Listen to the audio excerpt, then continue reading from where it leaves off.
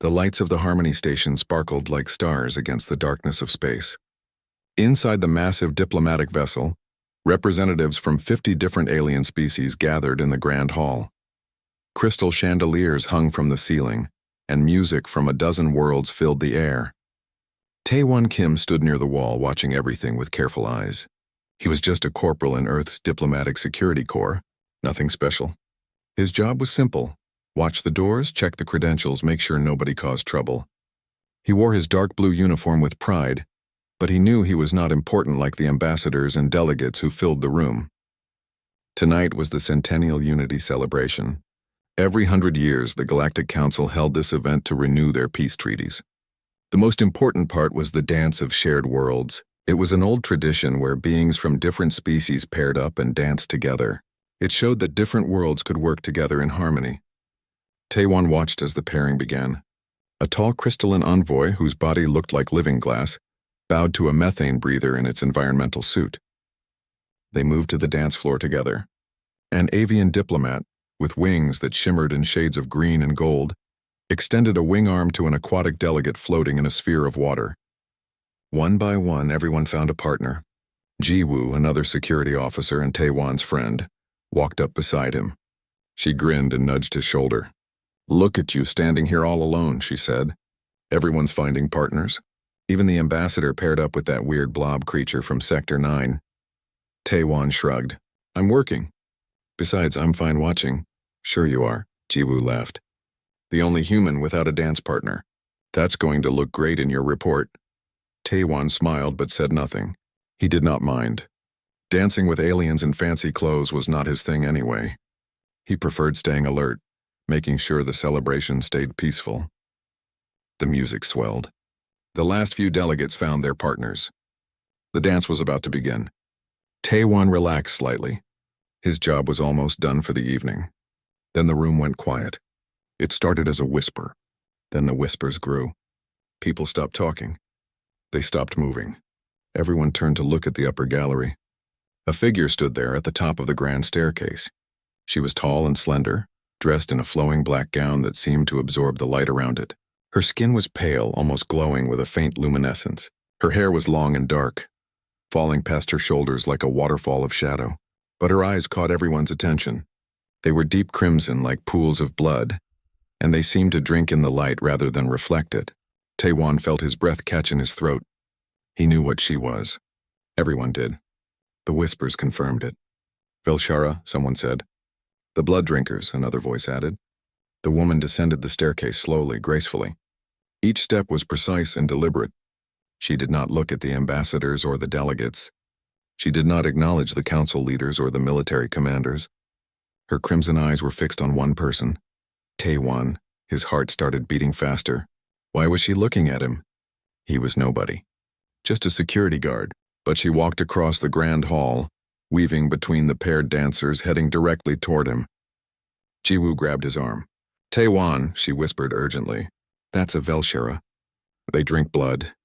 "I know," Taewon said quietly. The woman stopped in front of him. Up close, she was even more striking. Her skin had tiny patterns on it like veins of silver running beneath the surface. Her crimson eyes studied him with an intensity that made him feel exposed. She extended one hand toward him. Her fingers were long and elegant, but he could see the sharp claws at the tips. "Dance with me, human," she said. Her voice was smooth and cold like silk over ice. It was not a question. It was a command. The entire hall was silent. Taewon could feel hundreds of eyes on him. He knew the protocol. The Dance of Shared Worlds was sacred. Refusing an invitation was the same as declaring hostility. It could break treaties. It could start wars. But this was a Velshara, the species that everyone feared. The ones who fed on blood. The ones who lived in the darkest parts of space and rarely came to council events. Taewon swallowed hard. He looked at her hand, then at her face. Her expression was unreadable, but her eyes never wavered. He took her hand. "Okay," he said simply. A collective gasp went through the crowd. Ji-woo stepped back, her face pale. Ambassador Hae-jin Park, the head of Earth's delegation, watched with a concerned expression. But nobody intervened. Nobody could. The woman led Taewon to the center of the dance floor. The other pairs moved aside, giving them space. The music changed, becoming slower and more formal. The Galactic Waltz began. Taewon had learned the basic steps during his training. All security personnel did, just in case, but he had never expected to actually use them. The dance was complex, requiring trust and coordination between partners. To his surprise, the woman was easy to follow. Her movements were fluid and precise. She guided him through the steps without effort, her hand cool in his. They moved across the floor in perfect synchronization. "You are nervous," she said quietly. Only he could hear her. "A little," Taewon admitted. There was no point lying. "Good, fear sharpens the senses." She tilted her head slightly. "I am Nithara. I represent the Velshara Collective." "Taewon Kim, I'm just a security officer." "Just?" Her crimson eyes seemed to gleam. "You are more than you think, Taewon Kim." They spun in a slow circle. Taewon could feel everyone watching them. He could see Ambassador Hei Jin talking urgently with Science Officer Young-Soo Lee. He could see the other species whispering among themselves. "Why me?" Taewon asked. "Why not one of the ambassadors?" Nithara was silent for a moment. They moved through another complex pattern, their steps perfectly matched. "Because you are different from what they say about humans," she finally answered. "Your kind carries fire in your veins, determination, stubbornness. It is intoxicating." Taewon did not know how to respond to that. They danced in silence for a while longer. Despite the fear, despite the strangeness of it all, Taewon found himself relaxing slightly. Nithara was not what he expected. Yes, she was dangerous. Yes, she was alien in ways that made his instincts scream. But she was also graceful, elegant. There was something almost sad in her eyes. The music began to wind down. The dance was ending. "My people have been watching humanity since you joined the council," Nithara said softly. "Every species finds their place in the galaxy. Your place has not yet been determined." "What does that mean?" Taewon asked. But before she could answer, the music stopped. The dance was over. Nithara released his hand and stepped back. She bowed slightly, a gesture of respect. "Thank you for the dance, Taewon Kim," she said. Then she turned and walked away, her black gown flowing behind her. Taewon stood alone on the dance floor, breathing hard. His heart was still racing. Jiwoo rushed over to him, grabbing his shoulders. "Are you okay? Did she hurt you?" "I'm fine," Taewon said. But he was not sure if that was true. Something had just happened. Something important. He just did not know what yet. Across the room, he saw a large alien approaching. It was Krell, the ambassador from the Thorian Empire. The Thorians were a militant species, proud and aggressive. Krell was massive, with thick armor-like skin and forearms. Krell intercepted Nithara before she could leave. His voice was loud enough for everyone to hear. "Velshara," he said with contempt. "Your interest in humans is transparent. You seek to feed on them as your kind always does." Nithara turned slowly, her crimson eyes fixed on Krell. The temperature in the room seemed to drop. "I choose my meals carefully, Krell," she said coldly. "I have not chosen you. You would taste of arrogance and stupidity, not to my liking." Several species made sounds that might have been laughter. Krell's armor plates flushed with anger. He took a step toward Nithara, his four hands clenching into fists. Ambassador Hei Jin stepped between them quickly. She was a small woman compared to Krell, but she had the authority of Earth behind her. "Gentle beings," she said with a diplomatic smile. "Let us not allow tempers to spoil this celebration. Ambassador Krell, perhaps we could discuss trade agreements. I believe your empire was interested in our agricultural technology." Krell glared at Nithara for a moment longer. Then he turned away, huffing through his breathing vents. The tension broke. Nithara looked at Ambassador Hei Jin and nodded slightly. Then she glanced back at Taewon one more time before disappearing into the crowd. Taewon stood there, confused and shaken. What had just happened? Why had Nithara chosen him? And why did he feel like this was just the beginning of something much bigger? Jiwoo pulled him toward the exit. "Come on," she said. "You need to file a report about this, and maybe get checked by medical. Who knows what alien cooties you might have picked up." But Taewon was not listening. He was watching the spot where Nithara had vanished, wondering if he would see those crimson eyes again. He had a feeling he would. Taewon could not sleep that night. He lay in his small quarters aboard the Harmony station, staring at the ceiling. Every time he closed his eyes, he saw those crimson eyes looking at him. He heard that cold, smooth voice saying his name. The next morning came too quickly. Taewon reported for duty feeling tired and confused. Ji-woo met him at the security station with 2 cups of coffee. "You look terrible," she said, handing him a cup. "Thanks," Taewon said dryly. He took a sip of the hot coffee and felt slightly more human. "So," Ji-woo said, sitting on the edge of the desk, "are we going to talk about last night? About how you danced with a literal vampire alien?" "She's not a vampire," Taewon said. "The Velshara are just—" "They consume blood for nutrition. It's biology, not magic." "Right, biology. That makes it so much better." Ji-woo rolled her eyes. "Seriously, Taewon. That was weird. Why do you think she picked you?" "I don't know," Taewon admitted. "But I have a feeling I'm going to find out." He was right. 2 hours later, a message arrived at the security station. It was marked as priority diplomatic correspondence. Taewon opened it and read the words on the screen. The message was simple and direct. "I request a private meeting with Corporal Taewon Kim. Tonight, 2000 hours. Observation Deck 7. Come alone. Nithara of Velshara." Taewon stared at the message. His stomach felt tight. Ji-woo read it over his shoulder. "Oh no, no, no, no. You are not going." "I have to," Taewon said. "It's a diplomatic request. If I refuse, if you go, you might get eaten." Ji-woo grabbed his shoulder. "Taewon, think about this. She's dangerous. Her entire species is dangerous." "Maybe," Taewon said quietly, "but she asked to talk, not to feed. Just talk." Before Ji-woo could argue more, their supervisor arrived. Minji Choi was the head of security operations, a stern woman who did not tolerate nonsense. "Kim," she said sharply, "I heard about the message. You're not going to that meeting." "Ma'am, with respect, it's a diplomatic request," Taewon said. "If I refuse—" "I know the protocols," Minji interrupted.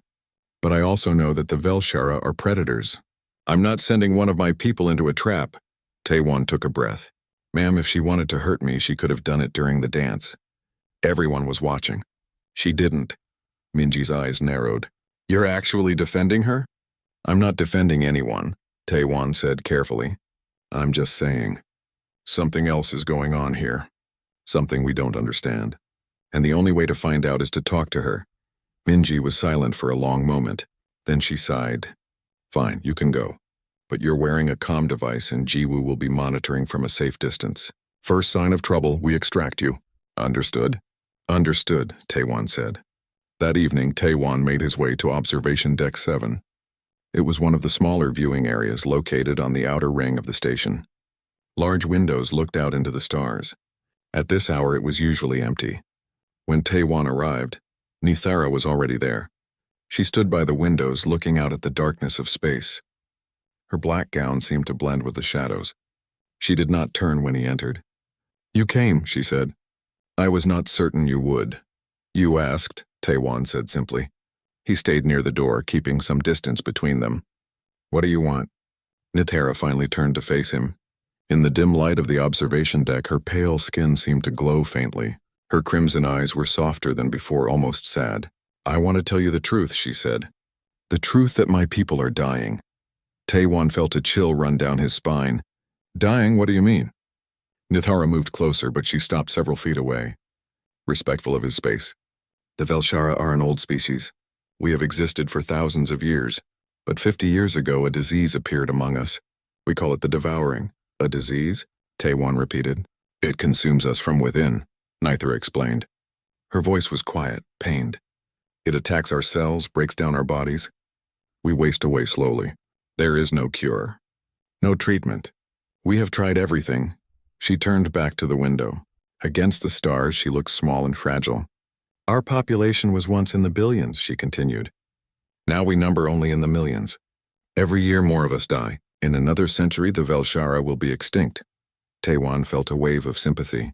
Despite his fear, despite everything he had been taught about the Velshara, he could hear the grief in her voice.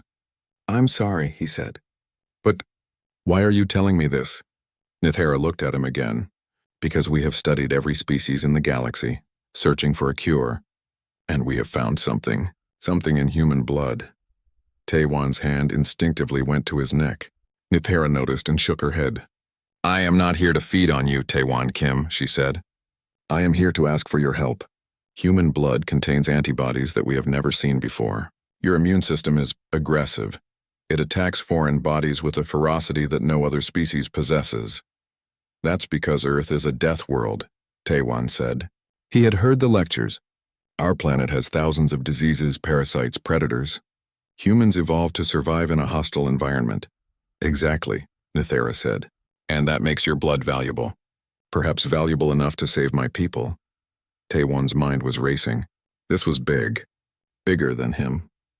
Bigger than anything he had ever been involved in. Have you talked to the council about this? He asked. To our ambassadors? Nithera's expression hardened. The council will debate for years. They will form committees, conduct studies, argue about protocols. My people do not have years. We have months, maybe a few years at most. So you came to me, Taewon said slowly. A nobody. A security guard. You are not a nobody, Nithera said firmly. You are a human who was willing to dance with a monster when everyone else feared me. That tells me you are brave, or perhaps foolish. Either way, you are someone I can trust. Before Taewon could respond, his comm device buzzed. Jiwoo's voice came through, urgent and worried. Taewon, we have a problem. Ambassador Krell is approaching your location with 2 guards. He looks angry. Taewon cursed under his breath. Nithera's eyes narrowed. The Thorian, she said with distaste. He has been watching me since I arrived. The door to the observation deck slid open. Krell entered with 2 large Thorian guards behind him. His forearms were tense, ready for violence. Velshara, he said, his voice a low growl. You violate council protocols by holding secret meetings. This is a private conversation, Nithera said coldly. Not a council matter. Everything involving your species is a council matter, Krell said. He looked at Taewon. And you, human. You are being manipulated. The Velshara are predators. She will use you and discard you. Taewon stepped forward slightly, putting himself between Krell and Nithara. It was stupid, he knew.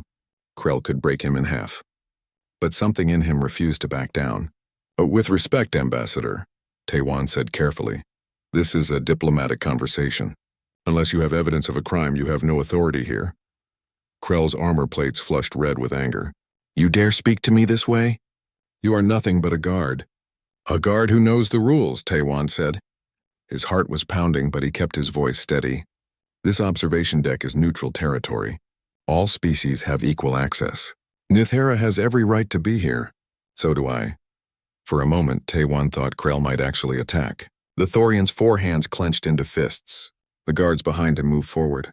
Then Ambassador Heijin's voice came from the doorway. Is there a problem here, Ambassador Krell? Everyone turned. Heijin stood there with Science Officer Young-Soo Lee beside her. She looked calm, but her eyes were sharp. Krell hesitated. Heijin was the head of Earth's delegation. Attacking her people would be an act of war. No problem, Krell said finally. I was simply ensuring the safety of your officer. How thoughtful, Heijin said with a smile that did not reach her eyes. But I assure you Corporal Kim can handle himself. Now, if you'll excuse us, I need to speak with him about a security matter. Krell glared at them all. Then he turned and left, his guards following. The door slid shut behind them. Heijin let out a long breath. That was close. Thank you, Ambassador, Taewon said. Heijin looked at Nithera. I think it's time we had a more official conversation. All of us. What exactly is going on? Nithera studied the ambassador for a moment. Then she nodded slowly. Very well, she said. But not here. This conversation requires privacy and security. They moved to a secure conference room in the human section of the station. Once they were settled, Nithera explained everything. The devouring, the dying Velshara population, the potential cure in human blood. Young-Soo listened intently, taking notes on his datapad. Heijin's expression grew more serious with each word. This is extraordinary, Young-Soo said when Nithera finished. If what you're saying is true, this could change everything. It is true, Nithera said. I can provide medical data, population records, everything you need to verify. Heijin leaned back in her chair. And you're asking for what exactly? Access to human blood samples? Medical cooperation? More than that, Nithera said. She looked at Taewon. I am asking for him to come with me to my homeworld. Our physicians need to study human blood in person to develop a cure quickly. I need someone I trust to be there, someone who can speak for humanity." "Absolutely not," Heijin said immediately. "I can't send one of my people into Velshara space. It's too dangerous."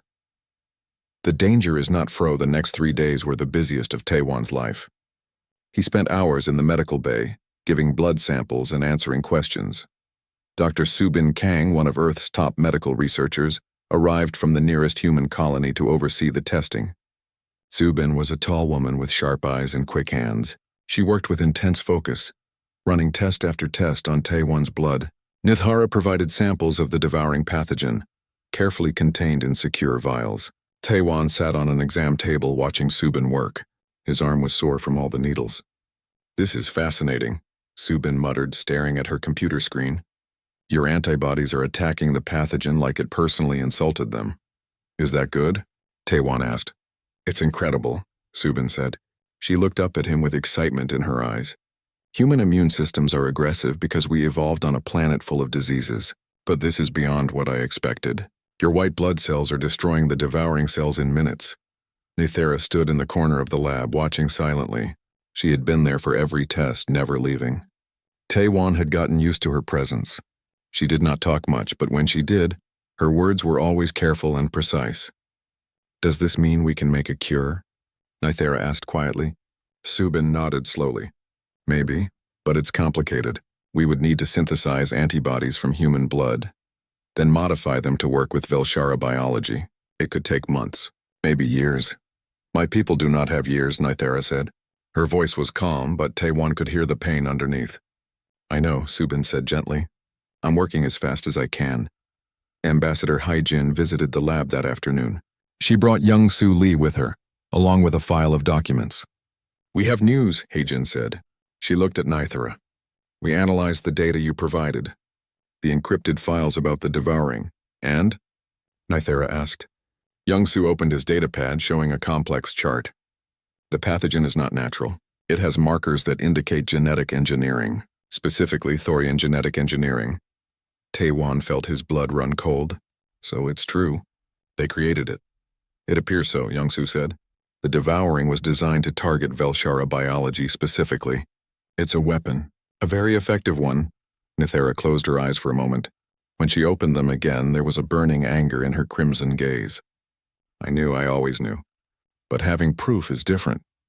"The problem is what we do with this proof," Haijin said. "If we take this to the Council, it could start a war. The Thorian Empire has allies. Some species might side with them. So we do nothing?" Nithara asked, her voice sharp. "We let my people die while the Council debates?" "No," Haijin said firmly. "We act, but we need to be smart about it. If we go to your homeworld and create a cure, we have leverage. We save your people first. Then we expose the Thorians with evidence they cannot deny." "That requires going to Velketh," Nithara said. "The Thorians have blockaded my system. They claim it is a quarantine to protect other species from the devouring. But really they are ensuring no one can help us." "Then we need to break the blockade," Taewon said. Everyone looked at him. He felt his face heat up. We have to get through somehow, right?" Heijin smiled slightly. "You're volunteering to go. Someone has to," Taewon said. "And she chose me." He glanced at Nithara. "I won't let her people die if we can help." Jiwoo, who had been listening from the doorway, stepped into the room. "If Taewon goes, I go. Someone needs to watch his back." "I'll go too," Subin said. "You'll need a medical researcher on site to develop the cure properly." Heijin looked at each of them. Then she sighed. "You're all insane. You know that, right?" "Probably," Taewon admitted. "But it's the right thing to do." The planning took another 2 days. They would take a small fast ship called the Steadfast. It was a human vessel designed for speed and stealth. Hyunwoo Jang, one of Earth's best pilots, would fly them. Sora Kim, a talented engineer, would handle the ship's systems. Taewon met Hyunwoo and Sora on the day before departure. Hyunwoo was a relaxed man with an easy smile. He looked too casual to be taking on such a dangerous mission. "So we're sneaking past a Thorian blockade," Hyunwoo said, like he was discussing the weather. "There should be fun." "Fun is not the word I would use," Jiwoo muttered. Sora was younger, barely out of the academy, but her record was impressive. She could fix almost any ship system, and she understood alien technology better than most. "I've studied Thorian detection grids," Sora said, showing them a holographic display. "They have blind spots. If we approach from the right angle and keep our emissions low, we can slip through." "And if they detect us anyway?" Jiwoo asked. Sora grinned. "Then Hyunwoo flies really, really fast."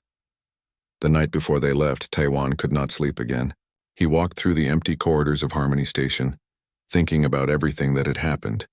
A week ago, he was just a security guard. Now he was about to sneak past an alien blockade to help save an entire species. He found himself at Observation Deck 7 again, the place where Nethera had told him the truth. To his surprise, she was there, standing by the windows like before. "Could not sleep either?" Taewon asked, walking up beside her. "The Velshara do not sleep as you do," Nethera said. "We rest, but we remain aware. It is an evolutionary trait. We evolved as nocturnal hunters." "Hunters," Taewon repeated. "That's what everyone sees when they look at you, isn't it? Predators, monsters." Nethera nodded slowly. "Yes, and they are not entirely wrong. We are predators. We do feed on blood, but we are also poets, artists, philosophers. We love our children. We mourn our dead. We are more than what we eat." Taewon thought about that. Earth had its own predators. Lions, wolves, sharks, they killed to survive, but that did not make them evil. Just different. "Why did you really choose me?" Taewon asked. "You could have asked any human. Someone more important, someone with more authority." Nithara turned to look at him. Her crimson eyes seemed to glow in the dim light. "I told you. You were willing to dance with me when others feared me. But there is more. I have studied humans since your species joined the Council. You are young by galactic standards, reckless, emotional, but you have something that older species have lost." "What's that?" Taewon asked. "Hope," Nethera said simply. "You hope even when logic says you should not. You believe you can change things even when the odds are against you. You carry hope like a weapon, and that is what my people need now. Not just medicine, hope." Taewon did not know what to say to that. He looked out at the stars, thinking about hope and weapons and dancing with monsters. "We'll save them," he said finally. "Your people will find a way." Nithera was quiet for a long moment. Then she did something unexpected. She smiled. It was small and sad, but it was genuine. "Thank you, Taewon Kim," she said softly. The next morning, they boarded the Steadfast. It was a sleek ship, built for speed rather than comfort. The crew compartment was cramped, with barely enough space for the 6 of them. Hyunwoo settled into the pilot's seat with a satisfied sigh. "Now this is a ship," he said, running his hands over the controls. "Fast, quiet, and mean. Just how I like them." Sora took the engineering station, checking the systems. "All green. We're ready to launch whenever you are." Ambassador Heijin came to see them off. She stood at the airlock, looking at each of them seriously. "This is dangerous," she said. "If things go wrong, the Council might not help you. Earth might not help you. You'll be on your own." "We understand," Taewon said. Heijin nodded. Then she surprised everyone by pulling Taewon into a quick hug. "Be careful, and come back alive." "I'll try," Taewon said. Nithera was the last to board. She paused at the airlock, looking back at Harmony Station. Taewon wondered what she was thinking. Was she remembering her homeworld? The people she had left behind. "Ready?" he asked gently. Nithera turned to him and nodded. "Ready?" The airlock sealed. Hyunwoo started the engines. The Steadfast detached from the station and turned toward the darkness of space. "Course plotted," Hyunwoo said. 3 days to Velshara space. Everyone get comfortable." As the station disappeared behind them, Taewon felt a mix of fear and excitement. He was really doing this, leaving the safety of Council space, going to a dying world, trying to save people he did not even know. Jiwoo sat beside him, checking her weapons. "You know this is crazy, right?" "I know," Taewon said. "Good. Just wanted to make sure we're on the same page." Subin was already working, reviewing data on her portable lab equipment. "If we can get to Velketh, I'll need at least a week to synthesize the cure. Maybe 2. "You'll have whatever time you need," Nithera said. She stood near the viewport watching the stars. "My people have waited this long. A few more days will not matter." But Taewon heard the lie in her voice. Every day mattered. Every hour. People were dying while they traveled through space. Sora called out from her station. "Hey, I'm picking up something on the long-range sensors. Looks like a Thorian patrol, but they're far away. We should be fine. Keep monitoring, Hyunwoo said. I don't want any surprises. The journey began. 3 days to Velketh. 3 days to either save a species or fail trying. Taewon looked at Nathera, still standing by though. The Steadfast flew through space for 3 days. The crew fell into a routine. Hyunwoo and Sora managed the ship. Subin worked on preparations for the cure. Jiwoo maintained the weapon systems. Taewon tried to stay useful, helping wherever he could. Nithara spent most of her time alone, staring out the viewport. Taewon noticed she ate very little and never slept. Sometimes he would wake from a nap and find her standing in the same spot, watching the stars like she was searching for something. On the second day, Taewon sat with her during his rest period. They did not talk much, just sat in comfortable silence. Tell me about your world, Taewon said finally. Velketh, what's it like? Nithara was quiet for a moment. Then she spoke, her voice soft with memory. Beautiful. We orbit a red dwarf star, so our sky is always crimson, like blood. The cities are built from crystal that catches the light and makes everything glow. We have forests of silver trees and oceans that shine like mirrors. It sounds amazing, Taewon said. It was, Nithara said. Before the devouring, now half the cities are empty. The forests are dying. The people, she stopped, her jaw tight. The people waste away in hospitals waiting to die. Taewon wanted to say something comforting, but the words felt empty. What could he say to someone watching their entire species die? We'll fix it, he said instead. We'll find a way. Nithara looked at him with those crimson eyes. You have such faith. Why, you barely know me. You do not owe my people anything. Taewon thought about that. Maybe not. But I know what it's like to feel helpless, to watch people suffer and not be able to do anything. If I can help, I will. That's just what you do. No, Nithara said quietly. That is what humans do. Other species calculate benefit and risk. They act only when it serves them. But humans, she shook her head, humans act on what you call conscience. Even when it costs you. It is foolish, and it is beautiful. On the third day, they reached the edge of Velshara space. Hyunwoo called everyone to the bridge. Okay, people, this is it. The Thorian blockade is ahead. Sora, show them what we're dealing with. Sora brought up a holographic display. It showed the Velketh system with dozens of red dots surrounding it. Each dot was a Thorian warship. That's a lot of ships, Jiwoo said quietly. 23 vessels, Sora confirmed. Mostly frigates and destroyers. But there are 2 heavy cruisers near the main planet. Can we get through? Taewon asked. Hyunwoo grinned. Watch and learn. He plotted a course that used the system's asteroid belt as cover. The Steadfast would fly in fast and low, hiding among the rocks. If they kept their power signature minimal and moved carefully, they might slip past the Thorian sensors. Everybody strap in, Hyunwoo said. This is going to get bumpy. The ship accelerated. Taewon watched the view screen as they approached the asteroid belt. Huge rocks tumbled through space, some as big as buildings. Hyunwoo wove between them with skill, keeping the ship close to the larger asteroids to mask their signature. So far so good, Sora reported. No sign they've detected us. But then alarms blared. Sora's hands flew across her console. Contact! Thorian patrol ship bearing 270. They're scanning this sector. Can they see us? Jiwoo asked. Not yet, Sora said. But if they get closer, I got it, Hyunwoo said. He dove the Steadfast behind a massive asteroid, cutting the engines. The ship went silent.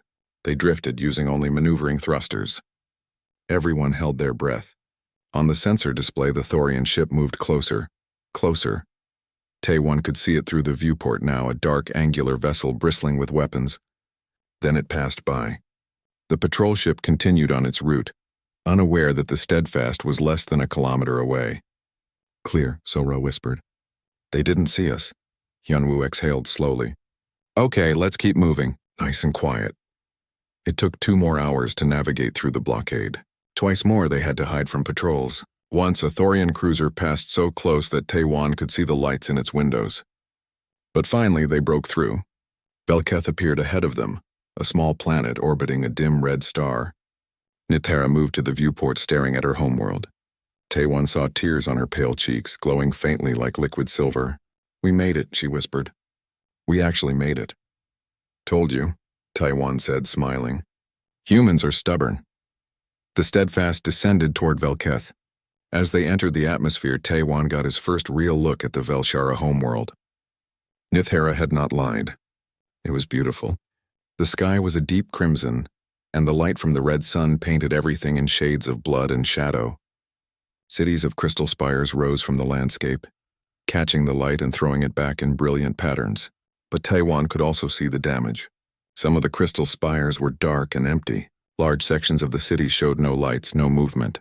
The silver forest Nithera had described looked thin and sparse with many dead trees. "It's worse than I thought," Nithera said quietly. They landed at the capital city's spaceport.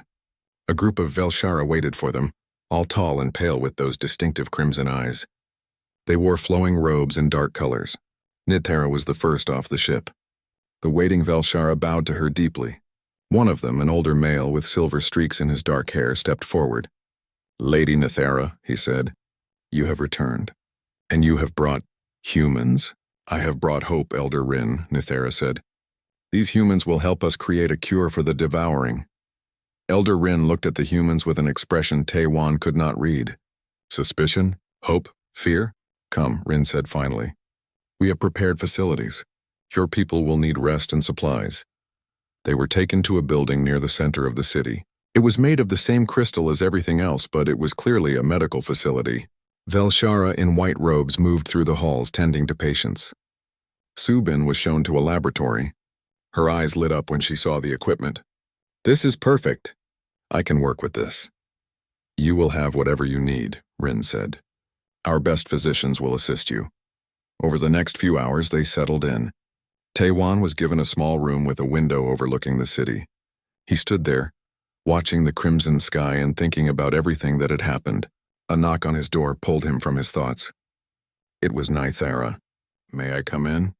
she asked. "Of course," Taiwan said. Nithera entered and looked around the simple room. "I wanted to thank you, personally, for coming here, for risking so much." "We haven't done anything yet," Taiwan said. "You came. That is enough." Nithera moved to the window, looking out at her city. "I want to show you something. Will you come with me?" They left the building and walked through the city streets. The Velshara they passed stopped to stare at Taiwan. He was probably the first human many of them had ever seen. Nithera led him to a large building with enormous doors. Inside was a vast hall filled with art, paintings, sculptures, installations of light and crystal. "This is our Museum of Memory," Nithera explained. "We keep here the history of our people." She showed him paintings of Velketh before the devouring. Images of crowded cities, happy families, celebrations under the crimson sky. There were sculptures of famous Velshara poets and leaders, musical instruments that played haunting melodies when touched. "This is who we are," Nithera said. "Not monsters. Not predators. We are artists and dreamers. We are a people with a culture thousands of years old, and we are dying." Taiwan saw the pain in her eyes, the desperate need for someone to understand. He reached out and took her hand. It was cool to the touch, but he did not let go. "We'll save you," he said firmly. "All of you." That night, Subin called everyone to the laboratory. She looked tired but excited. "I've made progress," she said. "With the help of the Velshara physicians, I've synthesized a prototype antibody treatment. It's based on Taiwan's blood chemistry modified to work with Velshara biology." "Will it work?" Nithera asked. "Only one way to find out," Subin said. "We need to test it on a patient. Someone in the early stages of the devouring." A young Velshara male volunteered. His name was Kale, and he had been sick for 3 months. He was thin and weak, his pale skin showing dark veins where the disease was spreading. They administered the treatment. Everyone waited, tense and hopeful. For a long moment, nothing happened. Then Kale gasped. His body convulsed once, twice. Taiwan thought they had killed him, but then Kale's breathing steadied. The dark veins began to fade. Color returned to his skin. He opened his eyes, and they were bright and clear. I can feel it," Kale whispered. "The devouring. It's retreating." The room erupted. Velshara physicians crowded around, checking Kyle's vitals. Subin was laughing and crying at the same time. "It works," she said. "It actually works." But the celebration was cut short. Alarms blared throughout the facility. Sora's voice came over the comm system. "We have a problem." "Big problem." "The Thorian fleet is moving. They're approaching the planet." Everyone rushed to the command center. On the screens, they could see Thorian warships descending toward Velketh. Dozens of them. They know we're here, Hyunwoo said grimly. Someone must have detected our landing. Elder Rin looked at the screens with resignation. The Velshara defense fleet is small. We cannot fight them. Then we call for help, Taewon said. He turned to Sora. Can you send a message to Ambassador Heijin? Tell her what's happening. I can try, Sora said. But it'll take hours for a message to the Thorian fleet hung in space above Velketh, weapons armed and ready. The human fleet faced them, smaller in number but refusing to back down. Taewon watched the screens in the command center, his heart pounding. Captain Jae-sung's voice came through the comm again, broadcast to all ships in the system. Thorian fleet, this is your final warning. Stand down and withdraw from Velshara space. We have evidence of your crimes against the Velshara people. Surrender peacefully or face the consequences. Krell's response was filled with rage. You dare threaten the Thorian Empire? You are children in the galaxy. We were building civilizations when your species lived in caves. Maybe so, Jae-sung said calmly. But we learned a lot in those caves. Like how to fight, and how to protect our friends. On the tactical display, Sora highlighted the positions of both fleets. The Thorians had more ships, but the human vessels were moving into defensive formations around Velketh. They're using the asteroid belt, Hyunwoo said, impressed. Smart. Forces the Thorians to fight on unfavorable terrain. Elder Rin looked at the humans with something like awe. Your people came for us. For strangers. Not strangers, Taewon said. Friends. Krell's ship opened fire first.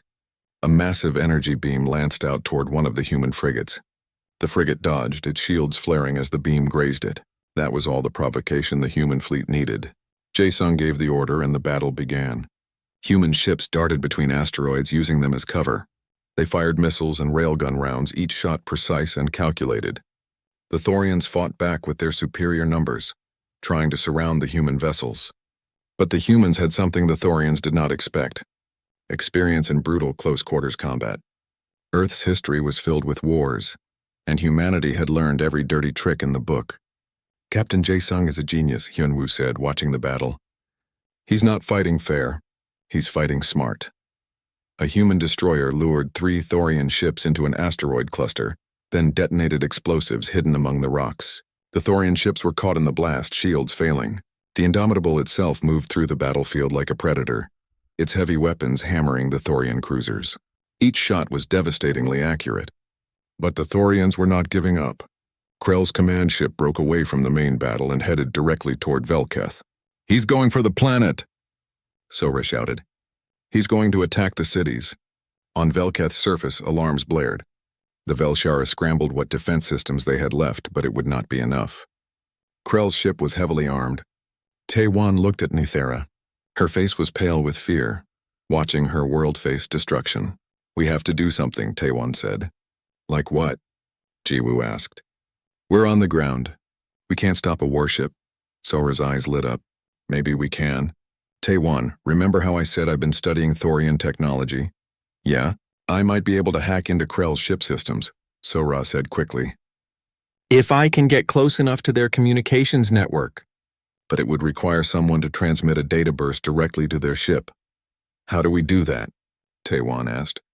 Sora pointed to the Steadfast still sitting on the landing pad. We fly up there, get close, I transmit the hack and we pray it works. It was insane. Suicidal. One small ship against a Thorian cruiser. I'll do it, Hyunwoo said immediately. I can get us close. We all go, Jiwoo said. If we're doing something stupid, we do it together. Nithera stepped forward. I am coming too. This is my world, my people. They raced to the Steadfast. Taewon's hands were shaking as he strapped into his seat. This was it. They were really doing this. The Steadfast launched, accelerating toward Krell's descending ship. Alarms screamed as the Thorian vessel detected them and opened fire. Hyunwoo flew like a madman, dodging energy beams and missiles. The small ship was fast and agile, but one good hit would destroy them. Almost in range, Sora shouted, working frantically at her console. Just a little closer. A blast rocked the ship. Sparks flew from the control panel. Jiwoo cursed as she fought to keep the weapons system online. Now, Sora screamed. Transmitting now. Data burst from the Steadfast toward Krell's ship. For a moment, nothing happened. Then the Thorian cruiser's lights flickered. Its weapons went offline. The ship began to drift, its engines cutting out. It worked. Sora laughed. I locked out their main systems. They're dead in space! But the celebration was brief. More Thorian ships were breaking off from the main battle, heading toward them. Then Sora did something that changed everything. She accessed the data banks on Krell's disabled ship and broadcast their contents across every communication channel in the system. Suddenly, everyone could see it. The evidence. Thorian military files showing the creation of the Devouring. Orders to deploy the bioweapon against the Velshara. Plans to claim Velshara territory once the species died out. The battle stopped.